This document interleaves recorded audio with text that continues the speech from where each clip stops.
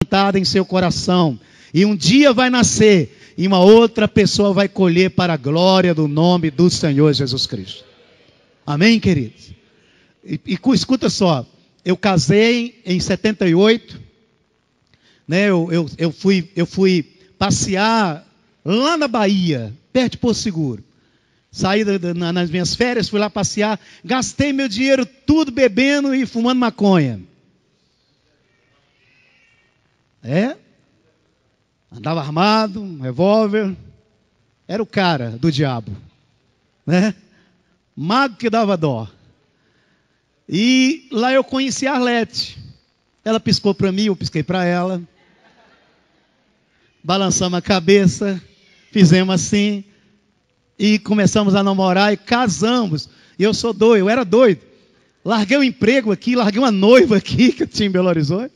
E eu fiquei lá, casei, fiquei 1 ano e pouco lá, nasceu a Aline lá. Depois eu peguei tudo e vim embora de novo para Belo Horizonte. Doidão, loucão, né? E eu vim com a Arlete para cá, nós viemos morar aqui no Jardim Filadélfia, perto do Pindorama, né? Aquele lugar era terrível algum tempo atrás. Ainda é, mas era terrível. Atrás dos motéis ali, na 040. Amém, gente? E eu fui morar ali com a Arlete. Bebendo todas, fazendo tudo errado, a vida toda destroçada. Aí um irmão, vizinho nosso da Assembleia de Deus, foi lá em casa, bateu e falou assim: senhor Edmundo? Eu falei: sim, eu quero te fazer um convite para você ir na minha igreja hoje. Aí eu fiquei com vergonha. Falei: tá. Aí ele falou assim: então prepara-te, porque eu vou te pegar aqui 7 horas da noite. A Arlete não foi, nem a Aline. E 7 horas da noite eu estava lá preparado, tomado banho. E ele chegou e falou assim: só que na minha igreja, eu já falei o nome, né?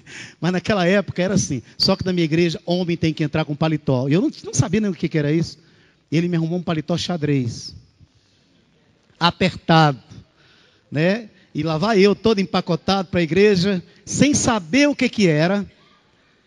E lá eu fiquei ouvindo tudo aquilo, recebendo oração. E eu comecei aí, eu fiquei 1 mês indo na igreja. Só que naquela época tinha um comercial do Jô Soares, o gordo, chamado Irmão Carmelo. Quem lembra desse comercial? Lembra? Ele aparecia e falava: Irmão Carmelo. E ele tinha um paletó xadrez também. Aí o pessoal do meu trabalho ficou sabendo que eu estava indo da igreja.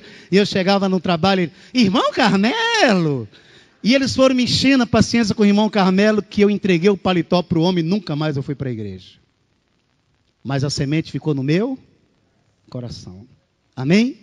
Meu irmão um dia me convidou, insistiu, e eu fui para a igreja, e naquela noite eu me converti. 2 anos depois, eu me converti. O que significa isso?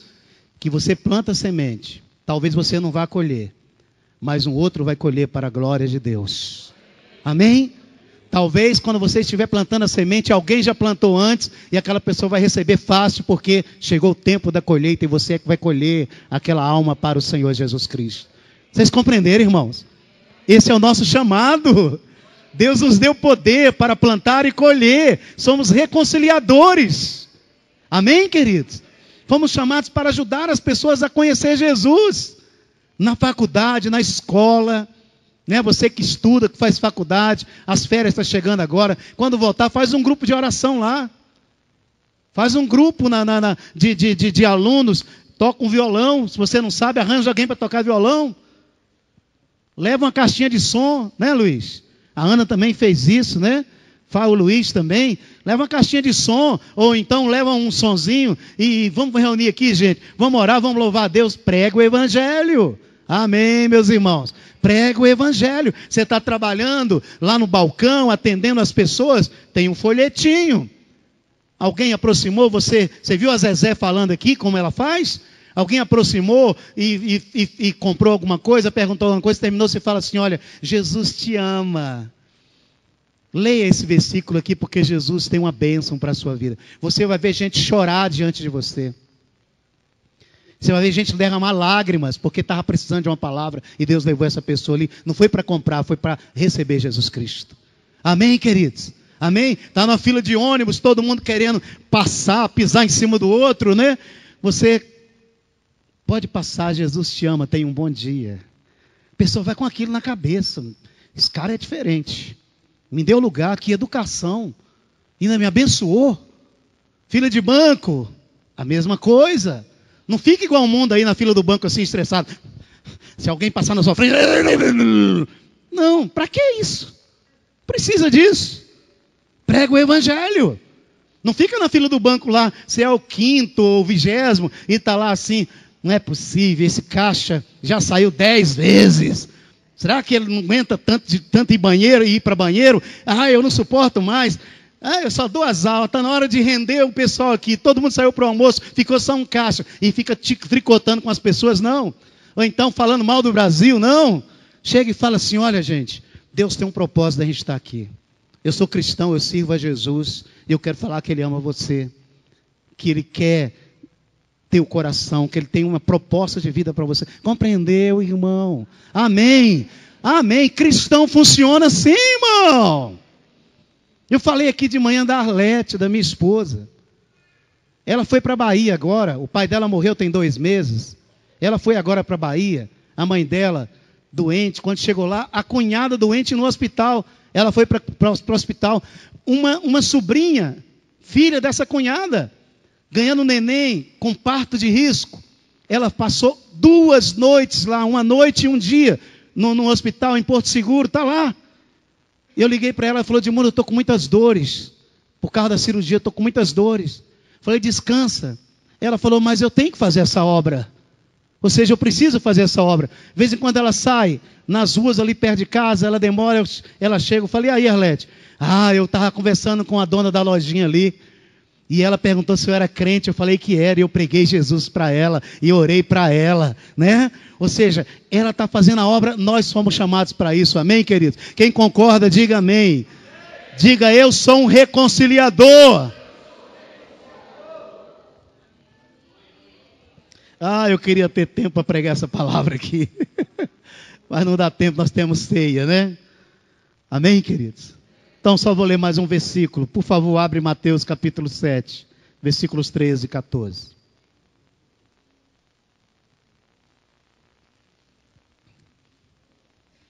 Eu conheço hoje ele é pastor. Antes de ler, só abre e olha para cá, por favor. E esse homem estava num voo de São Paulo para Manaus. Só abre aí capítulo 7 de Mateus. E algo surpreendente aconteceu. Quando o avião estava na selva, lá para o lado de Belém, para aquela região, eles entraram numa turbulência grande.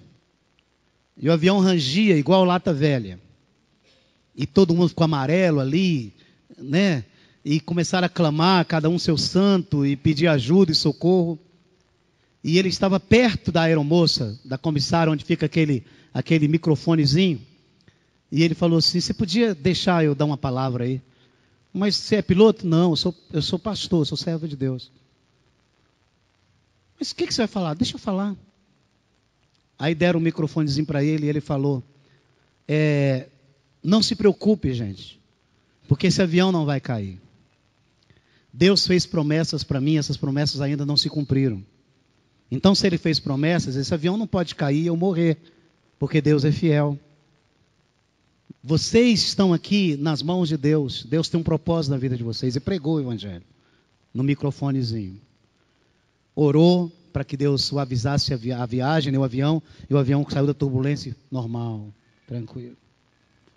Quando ele chegou em Manaus, ou Belém, um desses foi em Manaus. Quando ele chegou em Manaus, todos no avião tinham conhecido e confessado Jesus Cristo como Senhor da vida deles. Ou seja, ele transformou um quase desastre em um período de salvação. Ele não ficou lá, eu vou morrer. Não. Alguns talvez ficariam assim, né, Marcelo? Né? Não, ele não ficou. Ele transformou aquele momento em momento de paz, em momento de salvação. Amém, queridos? Então, olha o que diz aqui Mateus capítulo 17, capítulo 7, versículos 13 e 14. Entrai pela porta estreita, porque larga é a porta e espaçoso o caminho que conduz à perdição. E muitos são os que entram por ela. E porque estreita é a porta e apertado o caminho que leva à vida, e poucos há que a encontrem. Amém? Jesus está dizendo que a porta da salvação é o quê? Estreita. Tem alguns crentes pentecostais que falam assim: estou passando um estreito com o Senhor. Já viu isso? Eu estou no estreito. Não é nada disso, né? Isso é invenção de crente, né? O Senhor está dizendo aqui que a porta é o quê? Estreita. E o caminho é o quê? Apertado. Que conduz o quê? Para a salvação. Eu vou terminar essa palavra dizendo para os irmãos o seguinte: é quase que impossível, vou repetir, é quase que impossível um ser humano achar a porta de salvação e passar por ela sem ajuda. Vou repetir. É quase que impossível o ser humano achar a porta da salvação e passar por ela sem a ajuda de alguém. Isso acontece em países muçulmanos, onde não tem missionário e não se prega o evangelho. E alguns mulás, né, que são chefes de tribos e chefe também da religião muçulmana, têm um encontro pessoal com Cristo em visão, ou Cristo aparece para eles pessoalmente, como eu já ouvi relatos, e prega o evangelho para eles, e eles se convertem sem ajuda de ninguém, porque lá não tem quem prega. Mas em países como o nosso, que há pregação em rádio, televisão, todos os lugares, igrejas abertas em todos os cantos, Bíblia para todo mundo, é impossível alguém se converter sem a ajuda de alguém. Alguém achar a porta estreita sem a ajuda de alguém. Então, irmãos, eu e você precisamos ajudar as pessoas. Você concorda, irmão? Amém? Nós precisamos ajudar as pessoas a encontrar essa porta. Quem é essa porta, irmão? Não vou ler, mas em João, no capítulo 10, versículo 1 em diante, diz: Jesus diz: eu sou a porta das ovelhas. Eu sou a porta da salvação. Se alguém entrar por mim, encontrará pastagens. A porta é quem? É Jesus. A porta é estreita? É. Por quê? Porque exige sacrifício. E poucos entrarão por ela. Mas e a porta larga, espaçosa, que a multidão entra por ela? Por quê? É fácil você seguir uma religião que permite você ter 2, 3 mulheres ou 3 homens. É fácil o ser humano seguir uma religião que não está nem aí se a pessoa prostitui, se a pessoa tem uma vida promíscua, se a pessoa bebe todas, se a pessoa vai na sua religião e vai para a discoteca, vai para a noitada e vive uma vida pior do que o mundano. É fácil seguir uma religião assim. É ou não é? Por isso que o caminho é espaçoso, porque não tem sacrifício. É fácil eu fazer um monte de coisa errada e chegar perto de uma imagem e pedir perdão para a imagem, fazer um sacrifício. É fácil. Mas quando fala que você vai para Jesus, significa negar a si mesmo, tomar a cruz dele e segui-lo diariamente. Significa abnegação, significa sacrifício, significa mortificação da nossa carne, que não é fácil. Significa lutar e nadar contra as correntezas do mundo. E aí, as pessoas não querem, porque o caminho é apertado. Eles querem viver uma religião que lhes dá liberdade de fazer tudo, mas eles não querem entrar na porta que é a única que pode salvar o ser humano, que é Jesus, porque para entrar nessa porta só entra com sacrifício, com renúncia, só entra com compromisso, só entra quem de fato quer vida eterna e perdão dos seus pecados e mudança de vida. Por isso essa porta chamada Jesus é a única que transforma o ser humano. Não há outra. Você vai encontrar dentro das igrejas ex-maconheiro, ex-cheirador de cocaína, ex-alcoólatra, ex-ladrão, ex-assassino, porque Jesus transforma o homem, Jesus transforma o ser humano, Jesus muda o coração, dando a esse homem um novo coração. Amém, querido? Tirando o coração mau, a natureza má, e colocando a natureza de Jesus. E essa porta não é fácil. Então, para que teu colega, para que tua família, teus